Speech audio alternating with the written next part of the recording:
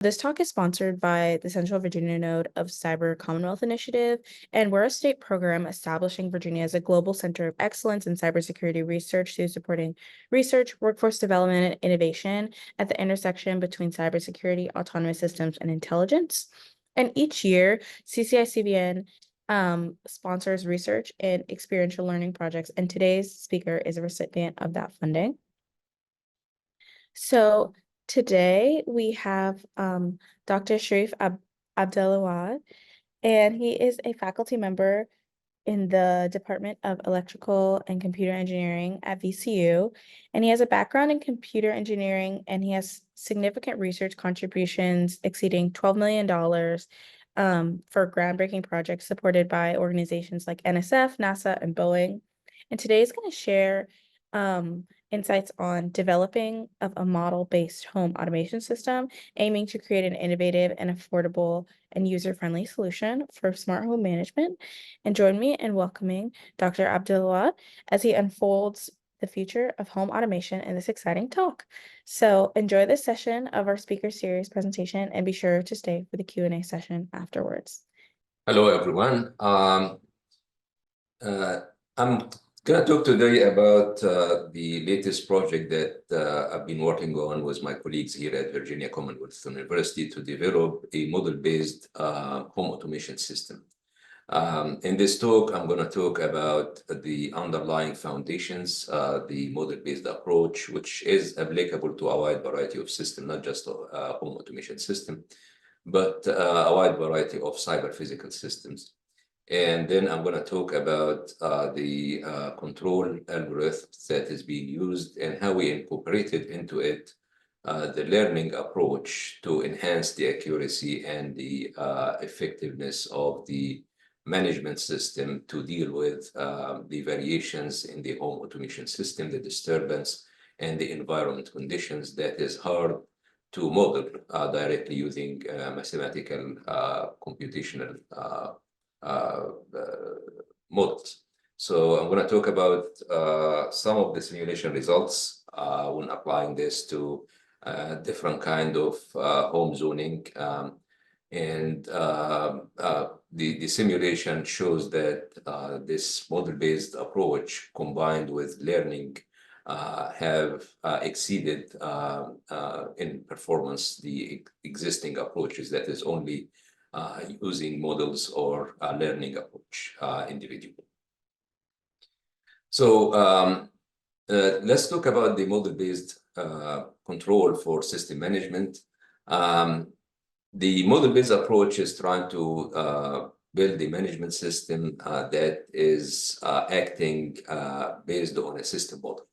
The system model provides the computational model that like to show the output as a function of the input or the output as a combination of input and state information, and then use this information to predict what will be the output of the system, which typically the variable that we are interested on as a function of control input as well as environment input. Control input is what we care about because this is how we can change and adapt the system with respect to the conditions, operation conditions. Environment input still influence the system behavior, but we cannot control it. Like, for example, outside temperature in a house. We don't have much control over that. But we can compensate for it using for example, by pushing more cold air into the house, which is a control input. For many of the systems that industrial systems and other cyber physical systems that has been developed recently, there is a growing interest in using these control techniques. And in particular, one of them is the model predictive control techniques, which is described here as by the letters NPC. This model predictive control techniques are used to deal with complex systems that could have nonlinear dynamics, which, as we're going to see later on, is part of the system description is non-linear, so linear control techniques might not be applicable here. MPC can handle effectively non-linear dynamics. It can also handle very efficiently the existence of disturbance and deviations in the system model, less or dealing with less accurate system models. So we adopted this approach here as our basic control technique. And even when we did the simulation later on, we compared that with some of the most widely used techniques in industrial control, which is PID control, to see how MPC is performing relative to this, what we call baseline control. The objective here is to optimize the system performance. And I'm going to talk about the performance and how we measure that later on. But we want the system to be as effective as possible. And we want to improve the user experience of using this system or using the system. In our case here, it is a building or a home that the user is living in or spending time on. What we did differently here is that we incorporated into the model-based techniques the learning approach to identify the patterns that the user of the system are experiencing in terms of the effect of the occupants in the system, which again is hard to model using mathematical equations. But we can extract the patterns of these variables or environment variables related to occupancy, related to external conditions, related to unforeseen circumstances, or other conditions that cannot be modeled directly using mathematical equations.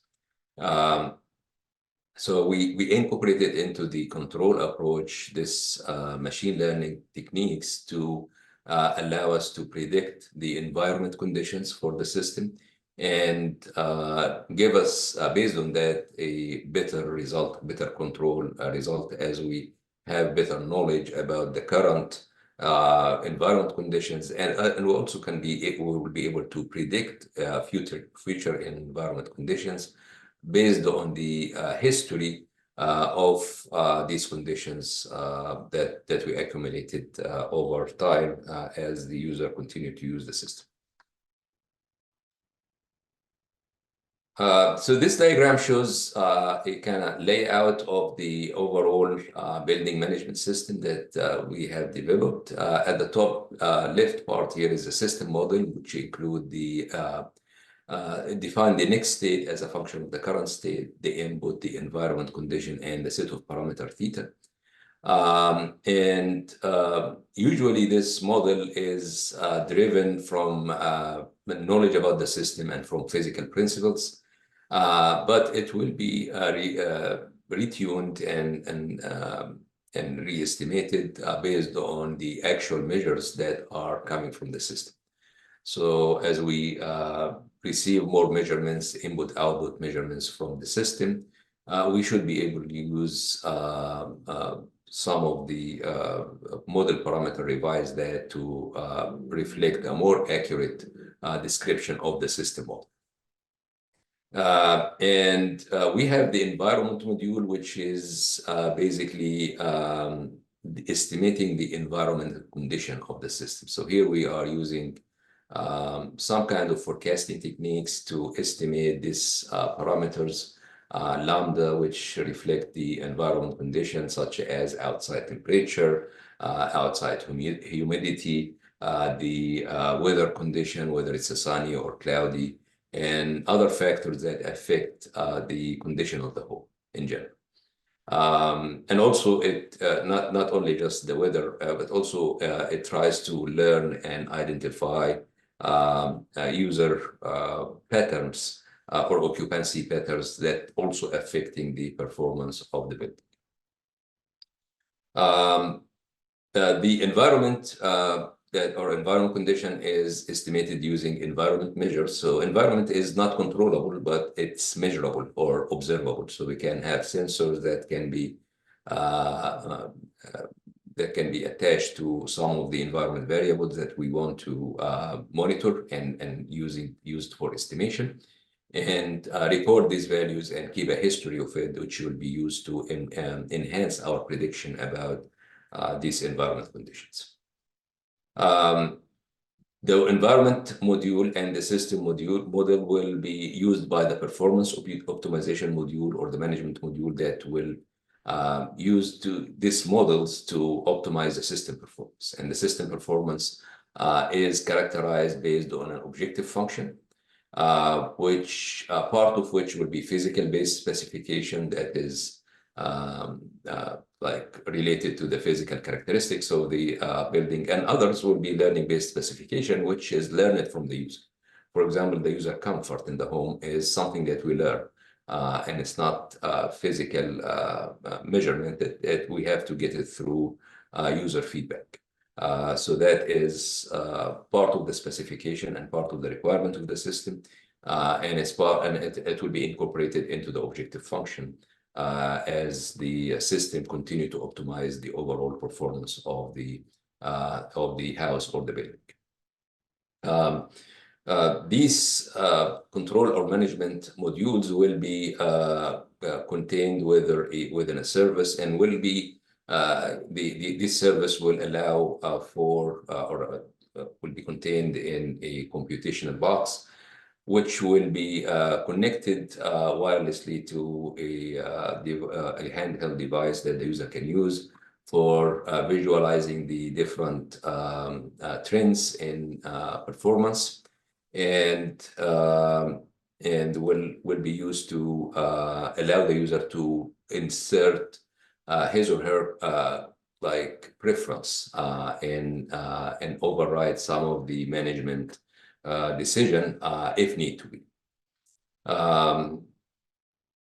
Then we will have the high-level specification that will be used to build this objective function. So from a high-level specification like comfort or security or safety or cost optimization, we will be able to pinpoint the parameters, the system parameters, or the model system model parameters that are needed to or connected to this specification, and tune it in order to optimize this particular specification.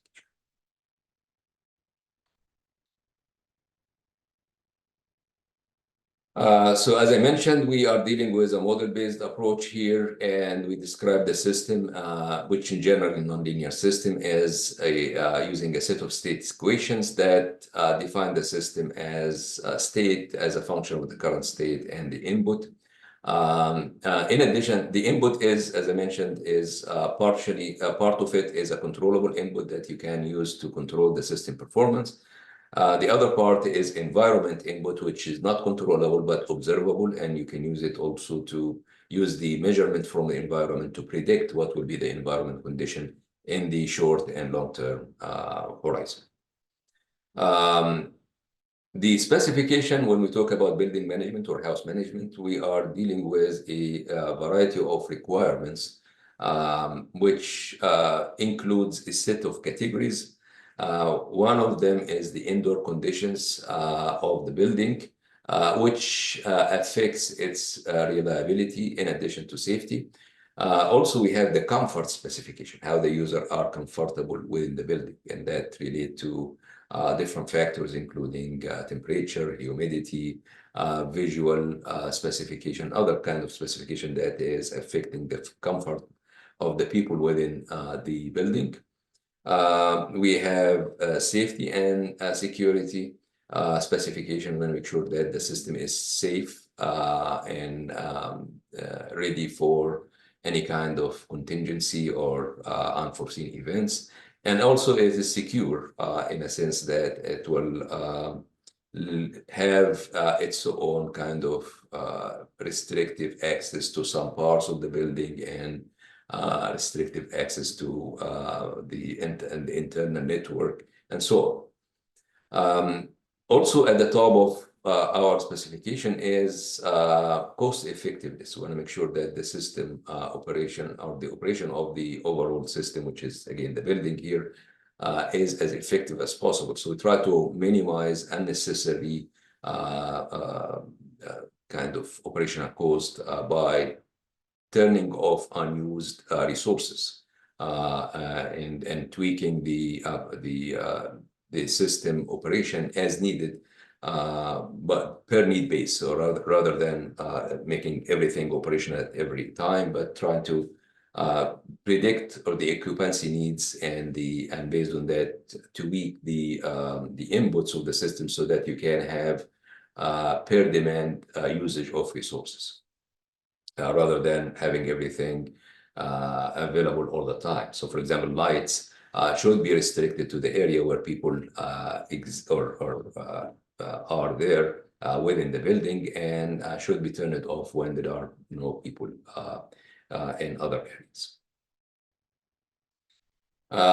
The indoor conditions is characterized by a set of factors. I'm going to describe a few of them here, but there are many, and for detail, there are several papers that we published on this matter, and I would be happy to provide them. One of the indoor condition is the thermal condition. So basically, we are trying to predict the temperature within the building. And we are using here a set of first order, second order models dependent on the accuracy we need. So we provide kind of templates for the temperature or the thermal model of the system. And dependent on the accuracy, dependent on the computational platform that we are hosting this software on, we can either go for a first order or a second order, or even sometimes a higher order model to gain more accurate view of or insight onto the system state. The control variables are many here, but few of them, including the air shown here, is including the air flow rate, the heat pump input. In addition, there is the conditions of the flow within the different zones in the building, which can be controlled by doors and windows and blinds as needed. Overall, we're collecting these and building the model or the thermal model of the system by combining or composing the individual zone models, and roughly defining a zone as a room with walls and doors and windows that could be bordering with other rooms, and we're composing these rooms to form a model for the floor, and then composing models for the floor of floors to build a model of the whole building. But the underlying principle is the same, and it's composable very easily, so you can build from basic models of zones into a full thermal model of the system.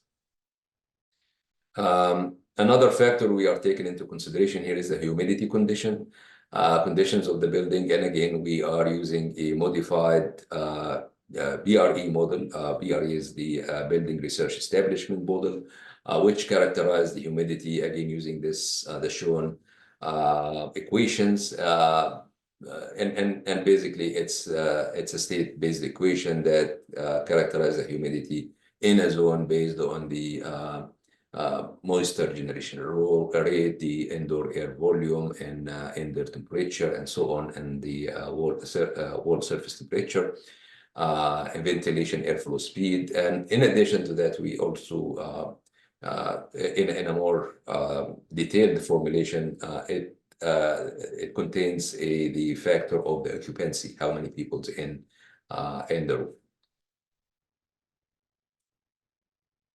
We also try to characterize the effect of the occupant behavior on the system. And occupancy here is reflected on many factors. And what we try to do here is to figure out what will be the probability that the occupancy will take certain behavior when they are in a given room. So it takes a decision or action is defined by the characteristics of the occupancy and the current environmental condition, which can be learned again by collecting this information. These are anonymous information. It's not like person specific, but it reflects the patterns of using the building or the house. For example, here it shows is the likelihood of a window open considering the indoor temperature. This kind of statistics and other statistics are available as part of the building research establishment, research on the effect of occupancy on building resource use. As I mentioned, one of the factors, high-level specification that we are taking into consideration is the comfort. And comfort can be characterized in many ways. Here are some of the few ways we are including in this presentation, but there are more comfort criteria that is included in the system. So we focus on thermal comfort, visual comfort, auditory comfort, olfactory comfort, and hygienic comfort. And these comfort criteria are based on some known evaluation indices. One of them is the PMV, which is specific for thermal comfort. PMV stands for predicted mean vote for comfort for a given level of thermal and sometimes humidity also comfort. And PPD, which reflect the percentage of person dissatisfied, which can be used to characterize the comfort relative to thermal, visual, olfactory, and hygienic aspects. And the NPD, which is the noise caused percentage dissatisfied, it is reflecting also a kind of a vote on how the level of voice or noise is affecting the comfort of people in a given zone. And these are used to generate the data set that is going to be fed later on to the neural network to identify the different criteria for comfort and tweak the system operation in order to maximize the comfort that is the user are experienced in being inside the building.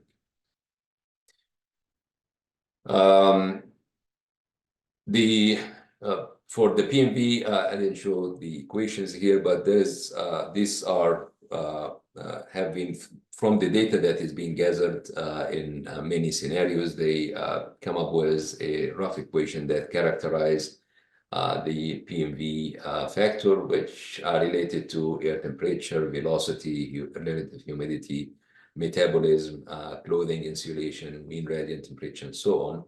And give kind of fuzzified level of comfort, as we've shown here. And that, again, can be used to tweak the temperature in order to maximize the average comfort of people within the building. We also used for visual comfort, we use the DGP and DGI visual indices. DGP stands for daylight glare probability, and DGI stands for daylight glare index. And we show here the PPD, which is the percentage of person dissatisfied with respect to these indices. And again, this can be captured from the collected data by the shown equations and can be used as part of the system. For safety and security, there are actually measures for that. And computational methods that can quantify these high-level factors.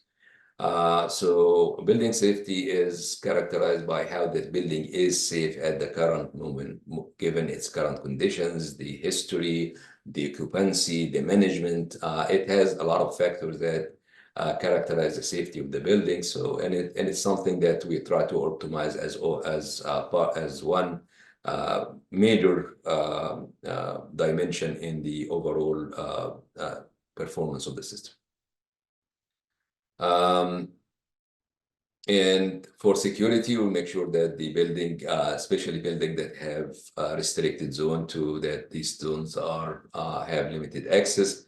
We also want to make sure that for security that the data and communication that is stored or going on within the building are secure. And these factors, again, can be quantified. Here is in the safety, which showing the nonlinear function of the stochastic parameters that are affecting the safety of the building. And this is one of the equations that can characterize the safety of the building at a given time, which is a function of the management, the occupancy, the and other factors that and the condition of the building and other factors that affecting the building safety. The other factor or the other dimension that we are considering here is the building cost effectiveness, which include the energy cost, the light, in particular, the major cost contribution, which is the light and the thermal system. But it also include the maintenance cost and the cost of the management framework and the management of the building in general. Going back to the control approach, we are using the model predictive control, which is trying to use the model to predict the future scenarios for different kind of environmental and input conditions and control input conditions. And from these scenarios, it will select the scenario that will lead to the best performance for the range of environmental conditions that are most likely. And try to optimize by selecting this scenario or these scenarios and get the best input to use to drive the system toward this future scenarios. So it's a predictive in a sense that we are using the prediction about the future states to optimize the input to apply to the system at the current moment.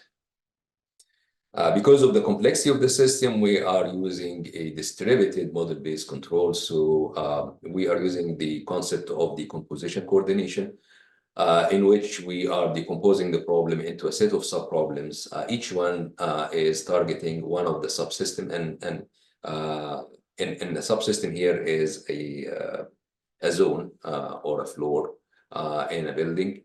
And then while we are optimizing individual subsystem, we keep the interaction with the other subsystems fixed or constant.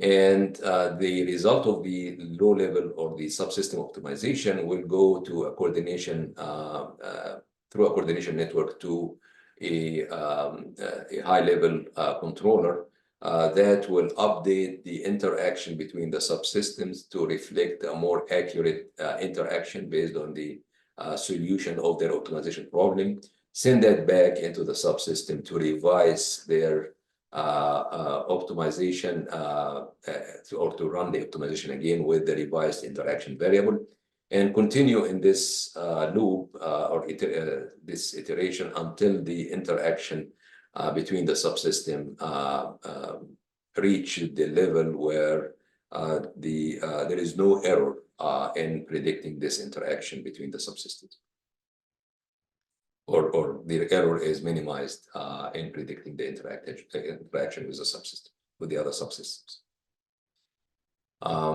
This is the flow chart here. The W and V are the interactions, and W is the interaction related to the system model. V is the interaction related to the system goals. And we use an estimation of these and update this estimation iteratively until our estimation, the difference between the estimation of this interaction variable and its real value reaches a small, or the difference is quite small. Here we run a set of case studies. The first one here is showing one floor with 6 rooms. We use Energy Plus as our simulation framework to simulate these zones. And here we are trying to compare between using a centralized MPC versus a distributed MPC.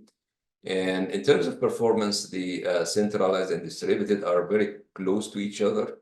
However, in using the centralized MPC, we are having a better, the distributed MPC, we have a better kind of transient response, less peak and less deviation from the peak as we change the specification, as you can see here, for the centralized, which is the red line here, and the blue line reflecting the distributed MPC. And you can see here the distributed MPC is having kind of less time to reach its optimal levels. Then we are using, in the next experiment, we show how we improve the performance of a distributed MPC by adding learning agents, which is used to characterize the patterns of occupancy and also characterize the comfort level of the occupants based on the history and the other factors that real-time factor that is being measured about the occupants in the building. So we use NARTS neural network, which is nonlinear autoregressive exogenous network. And we use a multi-layer network for predicting these occupancy-related factors.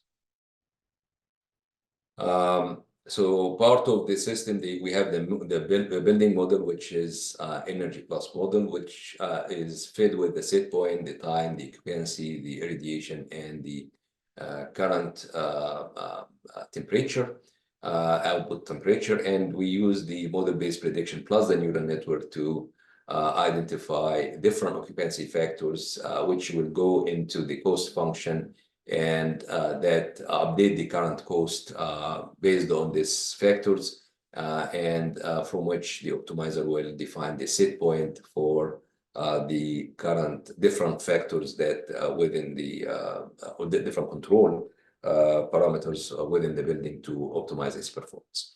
The optimization here is a multi-objective optimization. It's not, we are not focusing on comfort alone or cost of operation or safety alone or security alone.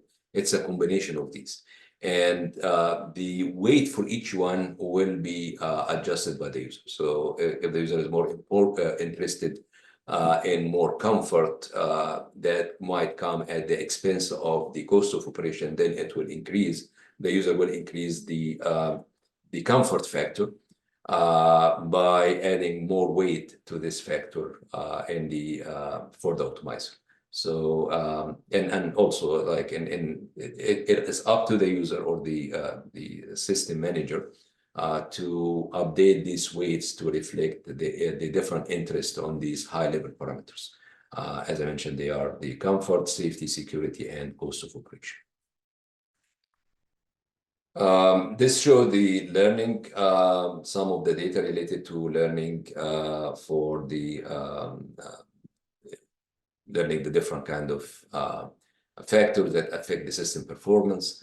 And here, using this these factors, we come up with a comparing the traditional MPC with relative to the performance of a learning-based MPC. A learning-based MPC is expected to be more accurate because we are capturing the patterns of usage of resources and capturing more accurately the occupancy behavior and sensation. So learning-based MPC have performed better in terms of power consumption here, as you can see, was 40% reduction compared to the MPC, and the heating power was 16% reduction compared to the MPC. Here are some of the parameters comparing the, again, learning-based versus the non-learning-based MPC.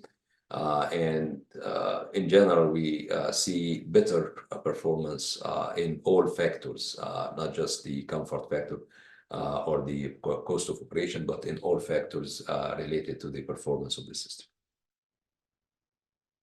We did another case study with another zone, we have again simulated that using Energy Plus system. These zones are actually a reflection of real zones, so it's not hypothetical building. These are real buildings that exist on this building in particular exists in Chicago, and we are getting the data related to building occupancy, equipments in the building, and the outside condition, including the temperature and weather conditions, as part of the simulation.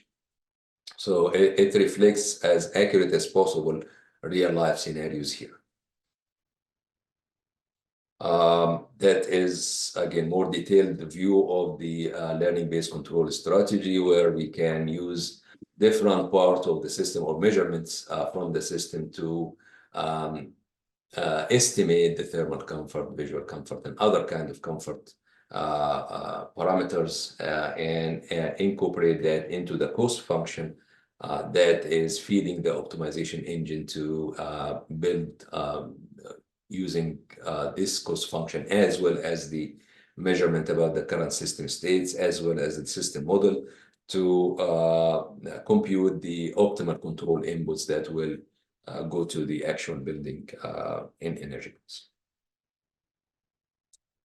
Here is showing the some of the learning parameters, the learning thermal properties, visual properties, and so on. And these are the thermal properties using the learning control approach. Some of the part of the visual properties. We only focus here on one zone, but we have the data related to all other zones. Just for